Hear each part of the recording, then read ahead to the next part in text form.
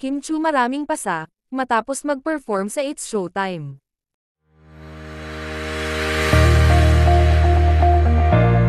Kahapon nagbuhis-buhay perform si Kim Chu, sa It's Showtime kung saan ay nag-celebrate nga ito ng kanyang birthday. Makikita kung gaano kagaling si Kim, kahit si Paolo Avellino ay napahanga ni Kim, sa isang mensahe nga ni Pau, ay sinabi nito na nasa kay Kim na ang lahat, super talented naman talaga si Kimi. Pagkatapos nga ng kanyang performance, ay pinakita ni Kim sa kanyang IG story kung saan maraming mga pasa sa kanyang legs, at talagang buhis-buhay nga ang ginawa ni Kim.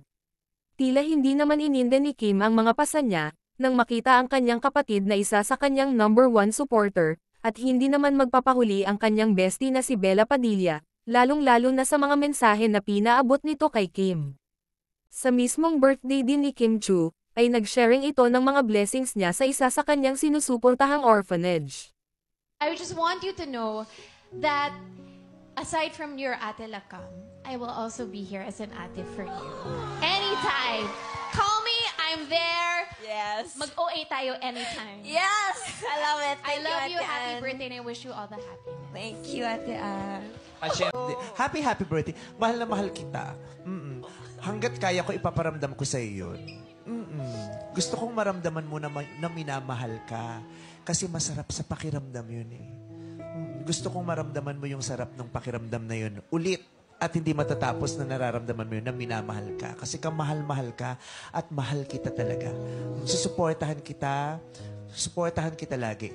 Ipagtatanggol kita. Ipaglalaban kita.